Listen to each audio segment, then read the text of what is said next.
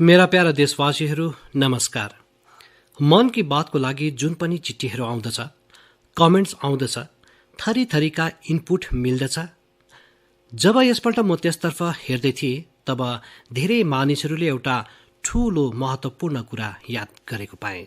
My गफमा Aryan Shri, बेङ्गलुरुबाट Anup Rao, नोएडाबाट Devesh, ठानेबाट Sujit, यी सबैले भनेका छन्, मोदीज्यू यसपल्ट मन की बातको 75औं एपिसोड हो। यसको लागि तपाईलाई बधाई। म तपाईलाई धेरै धेरै धन्यवाद दिँदछु कि तपाईले यति राम्रोसित मन की बातलाई फलो गर्नुभएको छ अनि तपाईँ जुडिरहनु भएको छ। यो मेरो लागि एकदमै गर्वको विषय हो, आनन्दको विषय हो। मेरो तर्फबाट तपाईलाई धन्यवाद त छँदैछ। मन की बातका सबै श्रोताहरूप्रति पनि आभार व्यक्त गर्दछु, किनकि तपाईहरूको साथ बिना त यो यात्रा सम्भव नै थिएन। यस्तो लाग्दछ मानव हिजोको कुरा हो जब हामी सबैले एक साथ मिलेर यो वैचारिक यात्रा सुरु गरेका थियौं। तब 3 अक्टोबर 2014 को विजयादशमीको पावन पर्व थियो। अनि संयोग हेर्नुहोस् कि आज होलिका दहन हो। एउटा दीपबाट जलोस् अर्को अनि राष्ट्र रोशन होस् हाम्रो। यस भावनामा हिँड्दा हिँड्दा हामीले यो बाटो तय गरेका छौं। हामीले देशको कुना कुनाका मानिसहरूसित बात गर्यौं अनि उनीहरूको असाधारण कार्यहरूको बारेमा जान्यौं। तपाईले पनि अनुभव गर्नुभयो होला, हाम्रो देशका टाढा सुदूरका कुनाहरूमा पनि कति अभूतपूर्व क्षमता रहेको छ। भारत माताको काखमा कस्ता कस्ता रत्न हुर्किरहेका छन्। यो आफै आफमा एउटा समाजप्रति हेर्ने, समाजलाई जान्ने, समाजको सामर्थ्यलाई जान्ने मेरो लागि त एउटा अद्भुत अनुभव रहेको छ। यी 75 एपिसोड्सको अवधि कति कति विषयहरूबाट भएर आउनु पर्यो। कहिले नदीको कुरा त कहिले हिमालयका चुचुरोहरूको कुरा त कहिले मरुभूमिको कुरा, कहिले प्राकृतिक आपदाको कुरा त कहिले मानव सेवाको अनगन्ती कथाहरूको अनुभूति, कहिले टेक्नोलोजीको आविष्कार त कहिले कुनै अनजान कुनामा केही नयाँ गरेर देखाउने कसैको अनुभवको कथा। अब तपाईँ हेर्नुहोस् कि स्वच्छताको कुरा होस्, चाहे हाम्रो हेरिटेजलाई सम्हाल्ने चर्चा होस्, अनि यति मात्र होइन खेलौना बनाउने कुरा होस्, के थिएन। सायद कति विषयहरूलाई हामीले स्पर्श गरेका छौं, त त्यो पनि सायद अनगन्ती हुनेछ। यस अवधि हामीले समय समयमा महान विभूतिहरूलाई श्रद्धाञ्जली दियौं, उनीहरूको बारेमा जान्यौं जसले भारतको निर्माणमा अतुलनीय योगदान दिएका छन्। हामीले धेरै वैश्विक मुद्दाहरूमाथि पनि कुरा गर्यौं, त्यसबाट प्रेरणा लिने कोसिस गरेका छौं। धेरै कुराहरू तपाईले मलाई बताउनुभयो, धेरै आइडियाज दिनुभयो। एक प्रकारले यस विचार यात्रामा तपाईँ साथ साथ हिँडिरहनुभयो, जुडिरहनुभयो अनि केही न केही नयाँ जोड्दै पनि रहनुभयो। म आज यस 75औं एपिसोडको समय सबैभन्दा पहिला मन की बातलाई सफल बनाउनका लागि, समृद्ध बनाउनका लागि अनि यससित जुडिरहनको लागि हरेक श्रोताप्रति धेरै धेरै आभार व्यक्त गर्दछु। मेरा प्यारा देशवासीहरू, हेर्नुहोस् कति ठूलो सुखद संयोग छ आज मलाई 75औं मन की बात गर्ने अवसर अनि यही महिना आजादीको 75 सालको अमृत महोत्सवको आरम्भको महिना। अमृत महोत्सव दाण्डी यात्राको दिनदेखि सुरु भएको थियो अनि 15 अगस्त 2023 सम्म चल्नेछ। अमृत महोत्सवसित जोडिएको कार्यक्रम सम्पूर्ण देशमा लगातार भइरहेको छ। अलग अलग जग्गाहरूबाट यी कार्यक्रमहरूको तस्बिर, जानकारीहरू मानिसहरू सेयर गरिरहेका छन्। नमो एपमा यस्तै केही तस्बिरहरूको साथसाथ झारखण्डका नवीनले मलाई एउटा सन्देश पठाएका छन्। उनले लेखेका छन् कि उनले अमृत महोत्सवको कार्यक्रम हेरे अनि तय गरे कि उनी पनि स्वाधीनता संग्रामसित जोडिएको कम भन्दा कम 10 स्थानहरूमा जानेछन्। उनको लिस्टमा पहिलो नाम भगवान बिरसा मुण्डाको जन्मस्थानको छ। नवीनले लेखेका छन् कि झारखण्डका आदिवासी स्वतन्त्रता सेनानीहरूको कथाहरू उनी देशका अरू भागहरूमा पुर्याउनेछन्।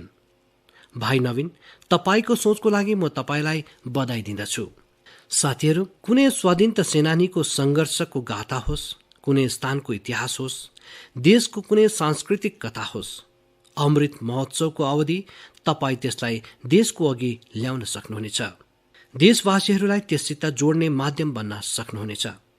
तपाईँ हेर्नुहोस्, हेर्दा हेर्दै अमृत महोत्सव यस्ता धेरै प्रेरणादायी अमृत बिन्दुहरूले भरिनेछ। अनि फेरि यस्ता अमृत धारा बग्नेछ जसले हामीलाई भारतको आजादीको 100 वर्षसम्म प्रेरणा दिनेछ। देशलाई नयाँ उचाइमा लिएर जानेछ। केही न केही गर्ने जोश पैदा गर्नेछ। आजादीको लडाईँमा हाम्रा सेनानीहरूले धेरै कष्ट यसकारण सहे किनकि उनीहरू देशको लागि त्याग र बलिदानलाई आफ्नो कर्तव्य सम्झन्थे। उनीहरूको त्याग र बलिदानको अमर गाथाहरूले अब हामीलाई सतत कर्तव्य पथको लागि प्रेरित गरोस्। अनि जस्तो गीतामा भगवान कृष्णले भन्नुभएको छ, नियन्तम कुरु कर्म त्वम कर्म ज्यायो हे कर्मणम। त्यही भावको साथ हामी सबै आफ्नो नियत कर्तव्यहरूलाई पूर्ण निष्ठासित पालन गरौँ। अनि आजादीका अमृत महोत्सवको मतलब यही हो कि हामी नयाँ सङ्कल्प गरौँ। ती सङ्कल्पहरूलाई सिद्ध गर्नको लागि दिलो ज्यानले जुटौँ। अनि सङ्कल्प त्यो होस् जो समाजको भलाइको लागि होस्, देशको भलाइको लागि होस्, भारतको उज्जवल भविष्यको लागि होस्। अनि सङ्कल्प त्यो होस् जसमा मेरो आफ्नो स्वयंको केही न केही जिम्मा होस्, मेरो आफ्नो कर्तव्य जोडिएको होस्। मलाई विश्वास छ गीतालाई जिउने यो स्वर्ण अवसर हामीसित छ। मेरो प्यारा देशवासीहरू, पछिल्लो वर्ष यो मार्चकै महिना थियो, देशले पहिलोपल्ट जनता कर्फ्यू शब्द सुनेको थियो। तर यस महान देशको महान प्रजाको महाशक्तिको अनुभव हेर्नुहोस्। जनता कर्फ्यू सम्पूर्ण विश्वको लागि एउटा अप्रत्याशित बनिएको थियो। अनुशासनको यो अभूतपूर्व उदाहरण थियो। आउँदो पिँढीले यस कुरालाई लिएर अवश्य गर्व गर्नेछ। त्यस्तै प्रकारले हाम्रा कोरोना वरियर्स प्रति सम्मान, आदर, थाल बजाउनु, ताली बजाउनु, दियो जलाउनु। तपाईलाई अनुमान छैन कोरोना वरियर्सको हृदयलाई कति छोएको थियो। अनि त्यही त कारण थियो जो पूरा सालभरि उनीहरू बिना थकान नरोकी डटिरहे। देशका एक एक नागरिकको ज्यान बचाउनको लागि दिलो ज्यानले जुझिरहे। पछिल्लो साल यस समय प्रश्न थियो कि कोरोनाको भ्याक्सिन कहिलेसम्म आउनेछ। साथीहरू, हामी सबैको लागि गर्वको कुरा हो कि आज भारतले विश्वको सबैभन्दा ठूलो भ्याक्सिनेसन प्रोग्राम चलाइरहेको छ। भ्याक्सिनेसन प्रोग्रामको तस्विरहरूको बारेमा मलाई भुवनेश्वरकी पुष्पा शुक्लाज्यूले लेखेकी छन्। उनी भन्दछन् कि घरका ठूला बुजुर्गहरूमा भ्याक्सिनलाई लिएर जुन उत्साह देखिँदैछ त्यसको चर्चा म मन की बातमा गरौँ। साथीहरू, सही पनि हो। देशका कुना कुनाबाट हामी यस्ता खबरहरू सुनिरहेका छौँ, यस्ता तस्विरहरू देखिरहेका छौँ जसले हाम्रो हृदयलाई छुँदछ। यूपीको जौनपुरमा 109 वर्षकी बुजुर्ग आमा राम दुलैयाजीले टीका लगाइन्। यस्तै दिल्लीमा पनि 107 वर्षका केवल कृष्णजीले भ्याक्सिनको डोज लिए। हैदराबादमा 100 वर्षका जय चौधरीजीले भ्याक्सिन लगाए। अनि सबैसित अपिल पनि छ कि भ्याक्सिन अवश्य लगाउनुहोस्। म ट्विटर, फेसबुकमा पनि यो देखिरहेको छु कि कसरी मानिसहरू आफ्नो घरका बुजुर्गहरूलाई भ्याक्सिन लगाएपछि उनीहरूको फोटो अपलोड गरिरहेका छन्। केरलका एक युवा आनन्दन नायरले त यसलाई एउटा नयाँ शब्द दिएका छन्, भ्याक्सिन सेवा। यस्तै नै सन्देश दिल्लीबाट शिवानी, हिमाचलबाट हिमांशु अनि अरू धेरै युवाहरूले पनि पठाएका छन्। म तपाईँ सबै श्रोताहरूको यी विचारहरूको सराहना गर्दछु।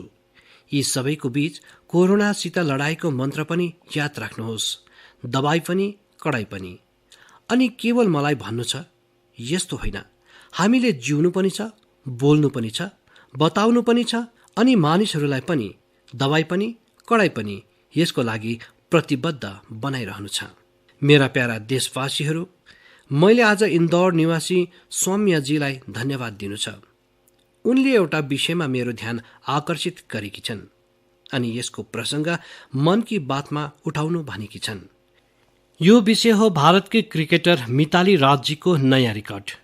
मितालीजी हालैमा अन्तर्राष्ट्रिय क्रिकेटमा 10,000 रन बनाउने पहिलो भारतीय महिला क्रिकेटर बनेकी छन्।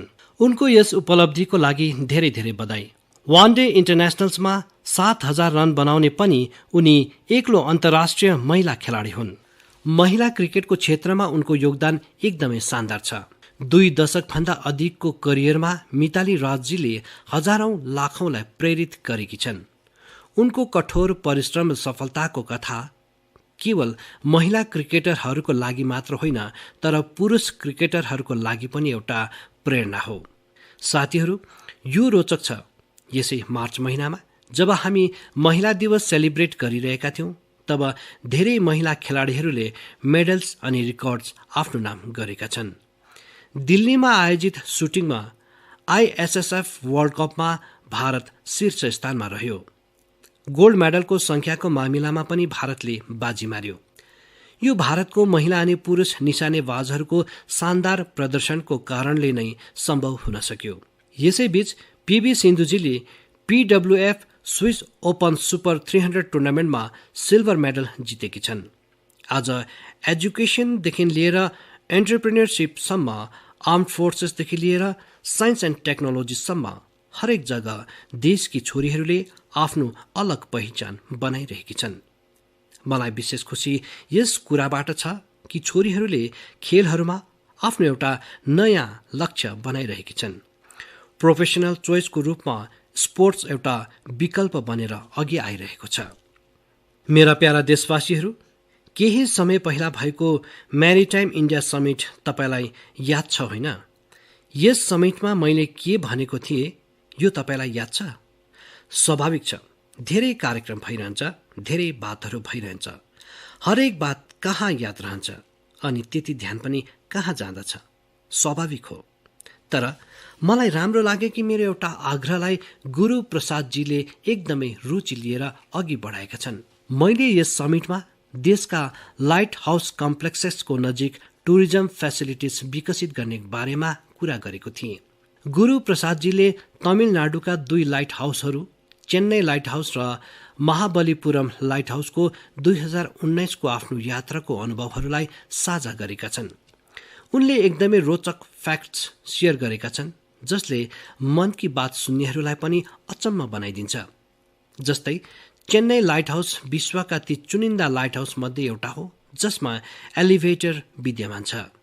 यति मात्र होइन, भारतको यो एकमात्र लाइट हाउस हो जो शहरको सीमाभित्र अवस्थित छ।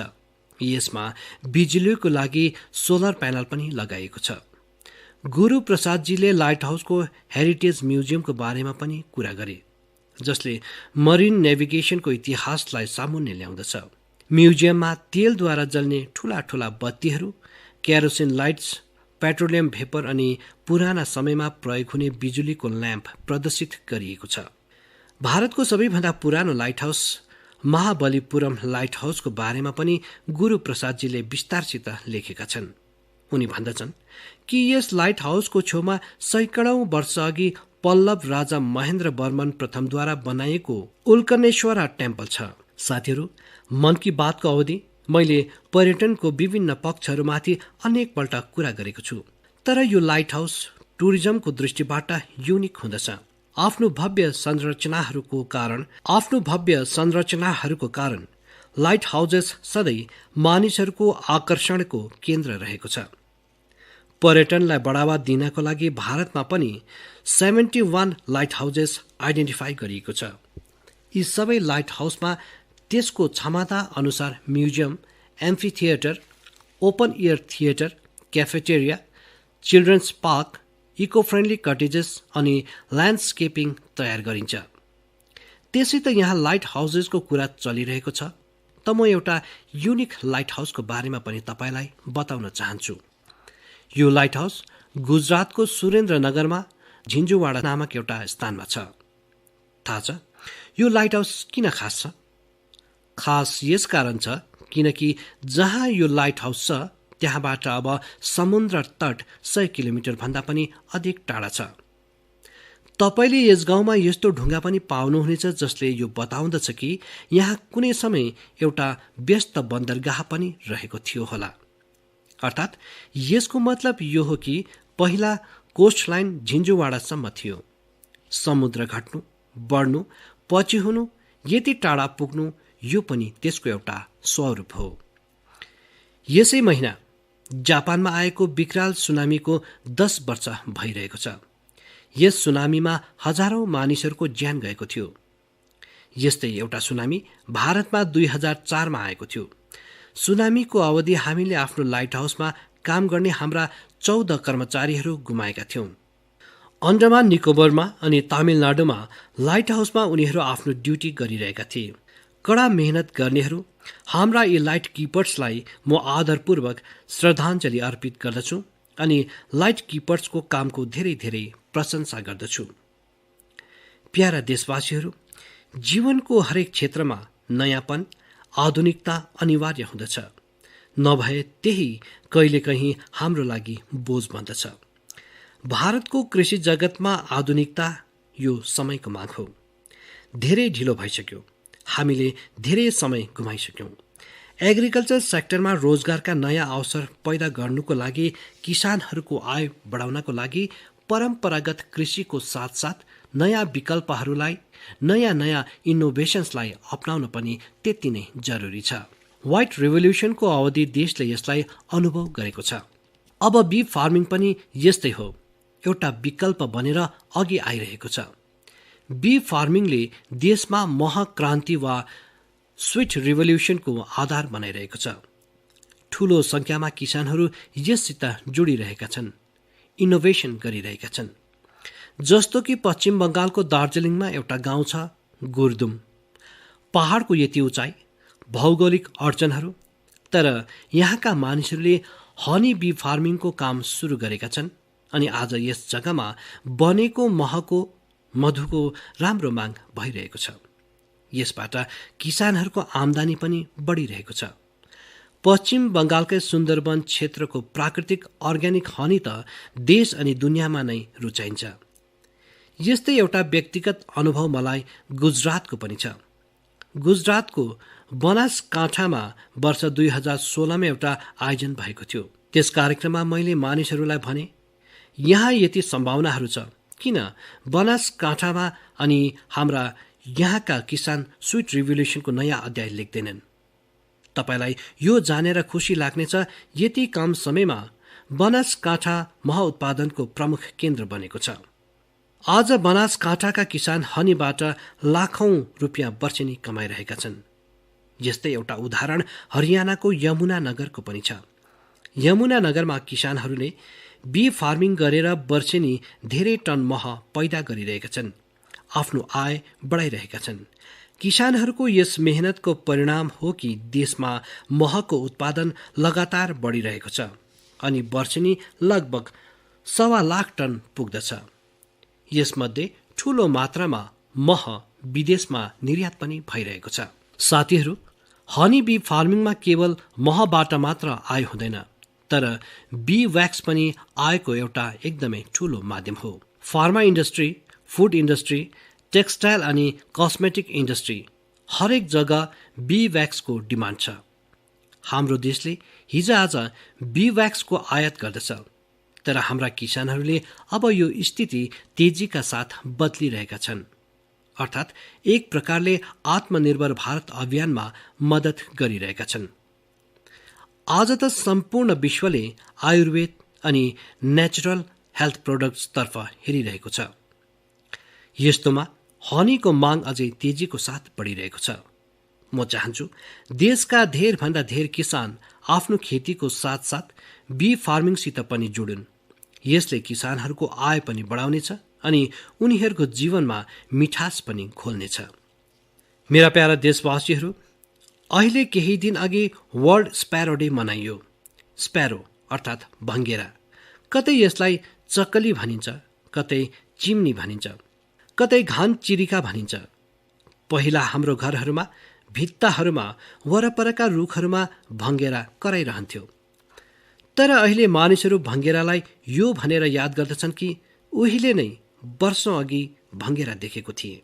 आज यसलाई बचाउनको लागि हामीले प्रयास गर्नु परिरहेको छ। मेरा बनारसका एक साथी इन्द्रपाल सिंह बत्राजीले यस्तो काम गरेका छन् जो म मन की बातका श्रोताहरूलाई अवश्य बताउन चाहन्छु। बत्राजीले आफ्नो घरलाई नै भङ्गेराको घर बनाइदिएका छन्।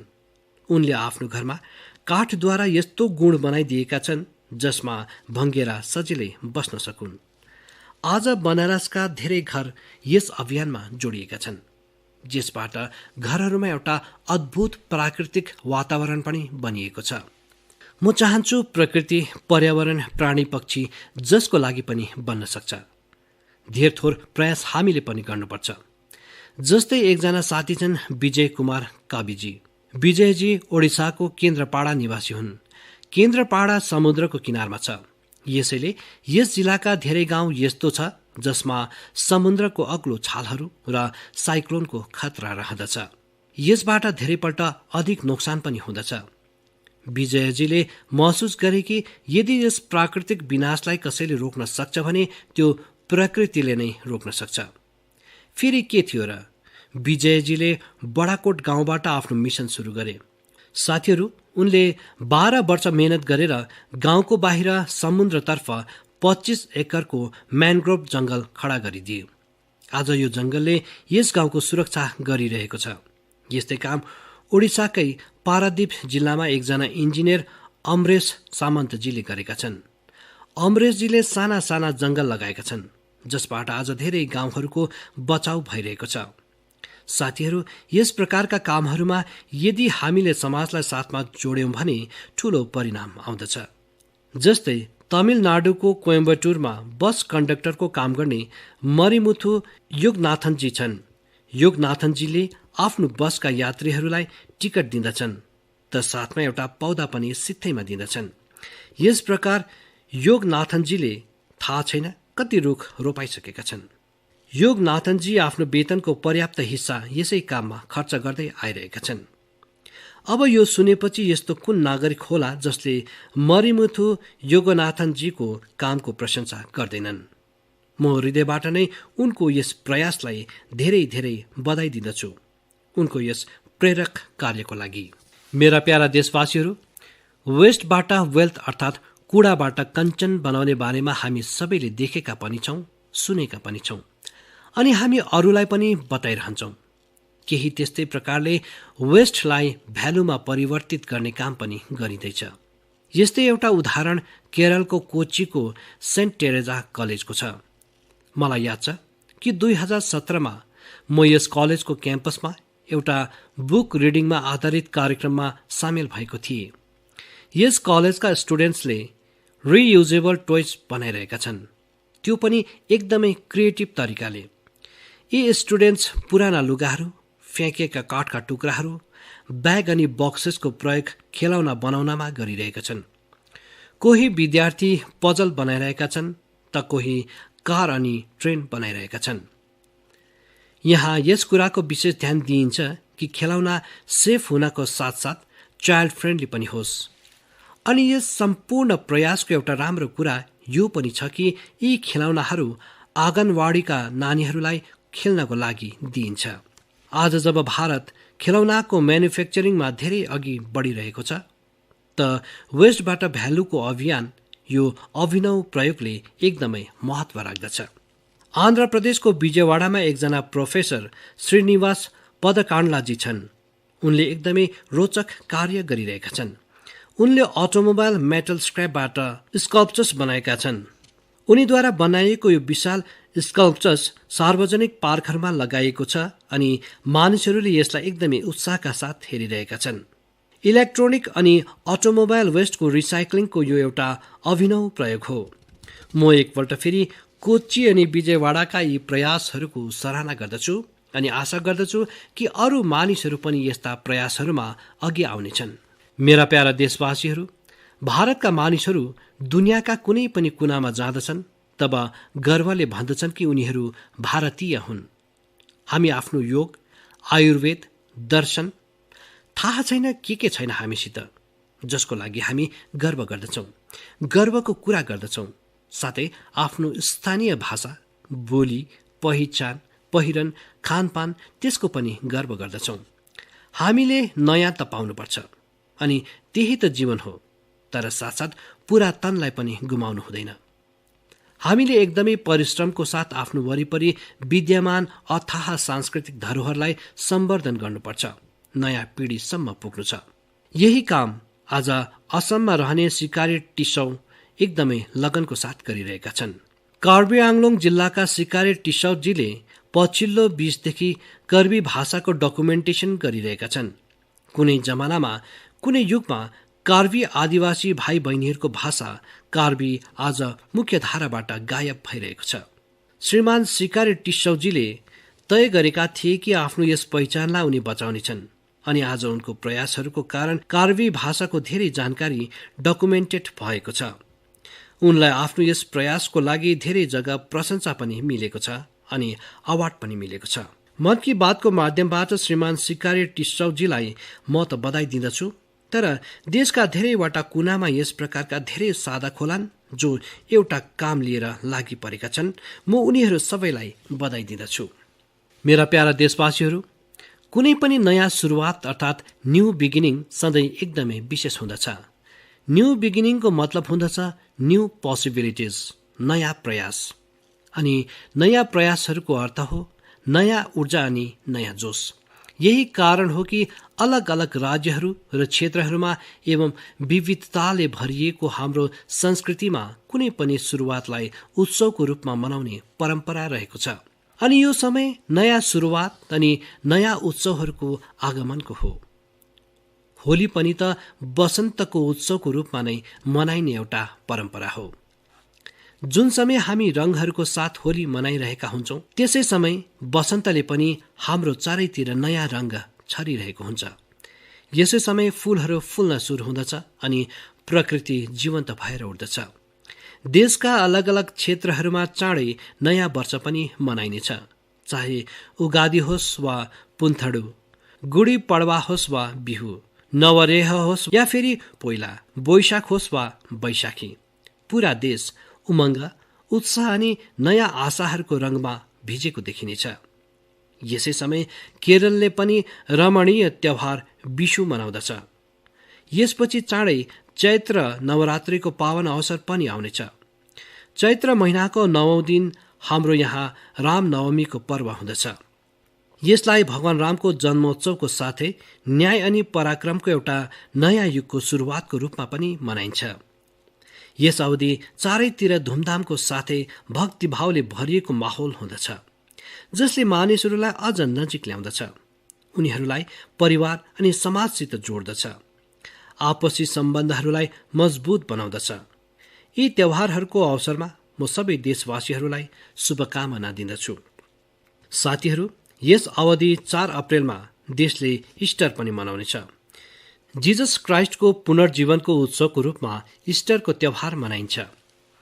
प्रतीकात्मक रूपमा भन्नु हो भने इस्टर जीवनको नयाँ सुरुवातसित जोडिएको छ। इस्टर आशाहरू पुनर्जीवित हुने प्रतीक हो। यो पवित्र अनि शुभ अवसरमा म केवल भारतका इसाई समुदायलाई मात्र होइन, तर विश्वभरिका इसाई समुदायप्रति शुभकामना व्यक्त गर्दछु। मेरा प्यारा देशवासीहरू, आज मन की बातमा हामीले अमृत महोत्सव अनि देशको लागि आफ्नो कर्तव्यहरूको कुरा गर्यौं। हामीले अन्य पर्वहरू र त्यौहारहरूमाथि पनि चर्चा गर्यौं। यसैबीच अझ एउटा पर्व आउनेवाला छ, जसले हाम्रो संवैधानिक अधिकार र कर्तव्यहरूको याद दिलाउँदछ। त्यो हो 14 अप्रेल डाक्टर बाबा साहेब अम्बेडकरजीको जन्म जयन्ती। यसपल्ट अमृत महोत्सवमा त यो अवसर अझ खास बनेको छ। मलाई विश्वास छ बाबा साहेबको यस जन्म जयन्तीलाई हामी अवश्य यादगार बनाउनेछौँ। आफ्नो कर्तव्यहरूको संकल्प लिएर उनलाई श्रद्धाञ्जली दिनेछौँ। यसै विश्वासको साथ तपाईहरू सबैलाई पर्व त्यौहारहरूको एकपल्ट फेरि शुभकामना। तपाईँ सबै खुसी रहनुहोस्, स्वस्थ रहनुहोस् अनि खुबै उल्लास मनाउनुहोस्। यही कामनाको साथ फेरि याद गराउँदछु, दवाई पनि कडाई पनि। धेरै धेरै धन्यवाद।